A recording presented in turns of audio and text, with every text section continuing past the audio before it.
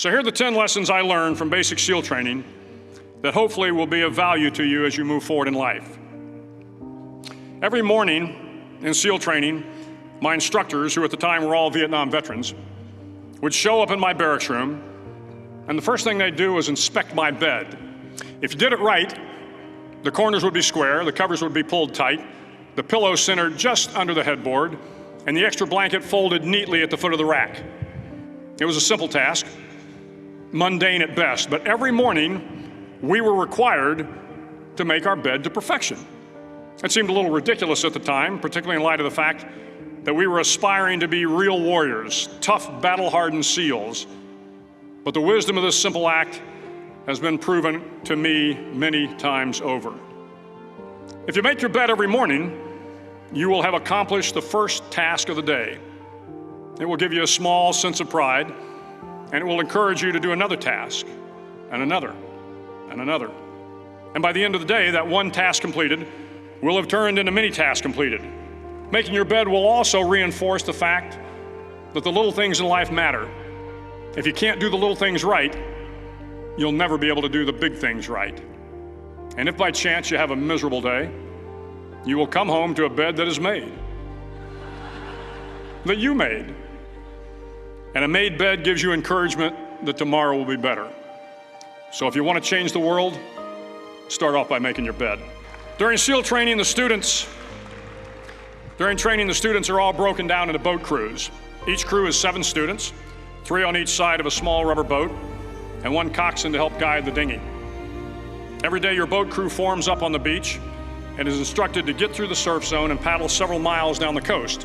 In the winter, the surf off San Diego can get to be 8 to 10 feet high, and it is exceedingly difficult to paddle through the plunging surf unless everyone digs in. Every paddle must be synchronized to the stroke count of the coxswain. Everyone must exert equal effort, or the boat will turn against the wave and be unceremoniously dumped back on the beach. For the boat to make it to its destination, everyone must paddle. You can't change the world alone. You will need some help. And to truly get from your starting point to your destination takes friends, colleagues, the goodwill of strangers, and a strong coxswain to guide you.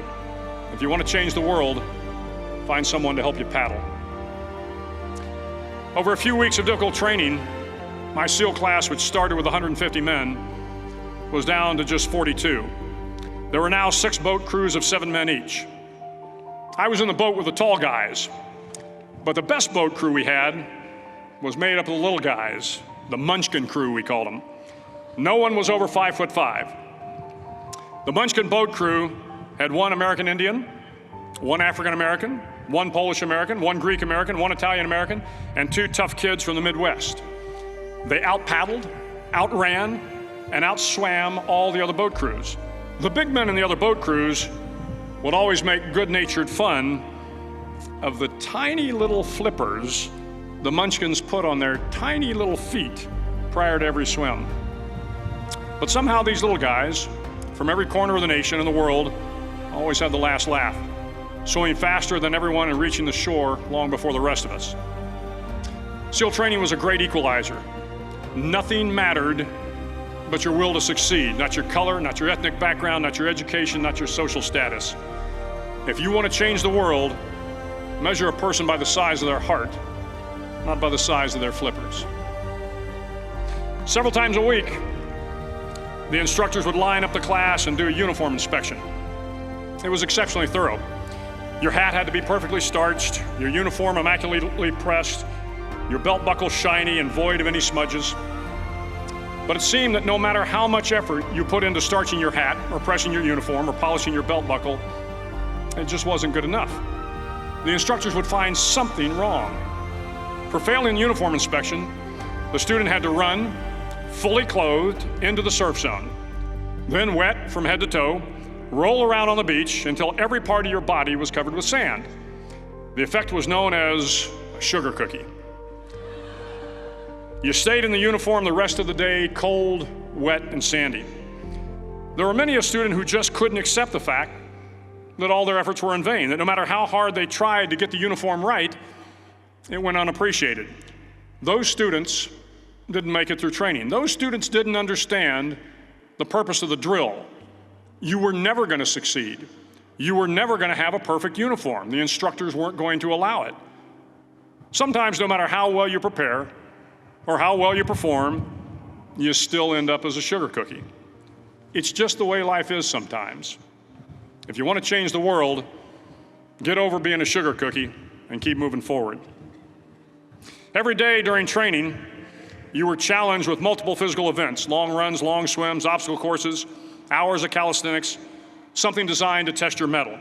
Every event had standards, times you had to meet. If you failed to meet those times, those standards, your name was posted on a list, and at the end of the day, those on the list were invited to a circus. A circus was 2 hours of additional calisthenics, designed to wear you down, to break your spirit, to force you to quit. No one wanted a circus.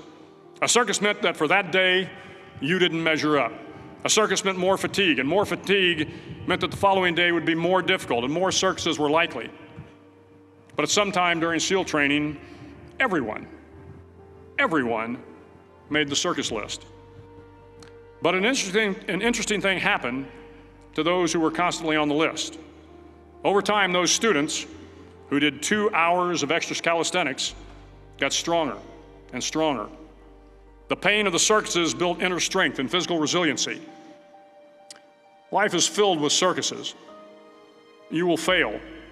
You will likely fail often. It will be painful. It will be discouraging. At times, it will test you to your very core.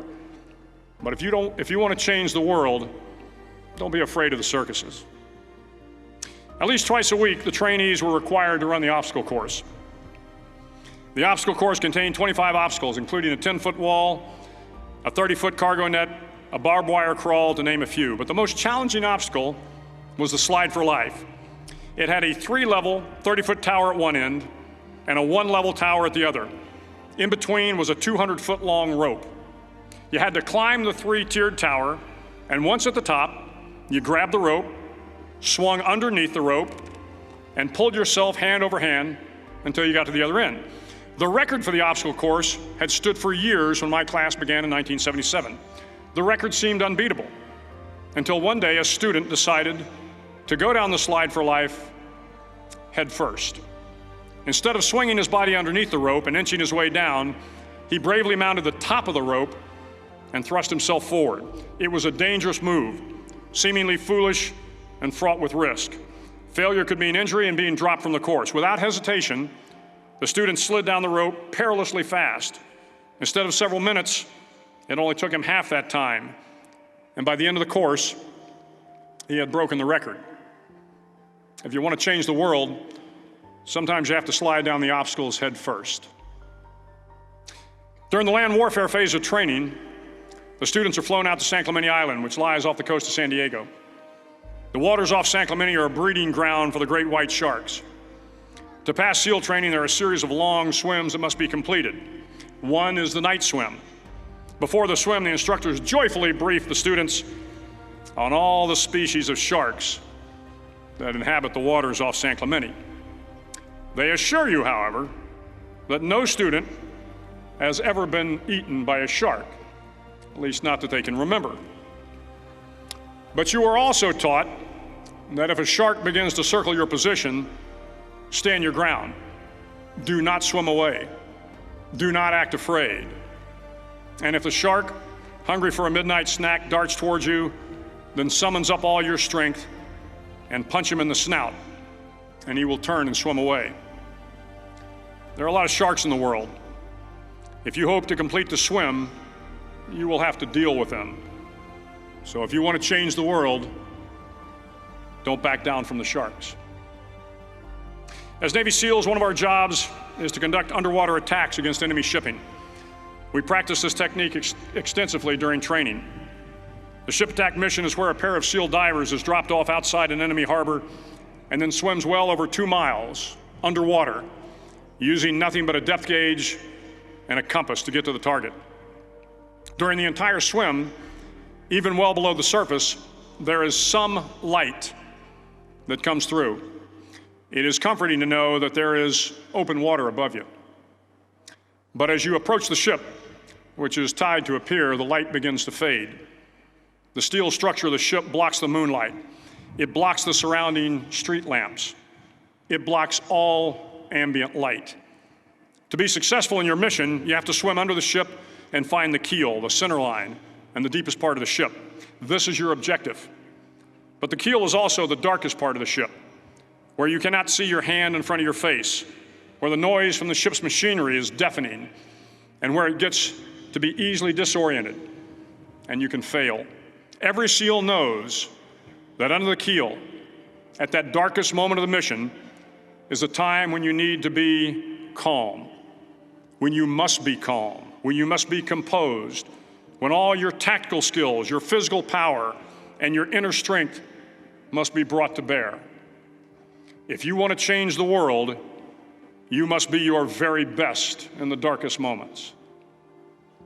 The 9th week of training is referred to as Hell Week.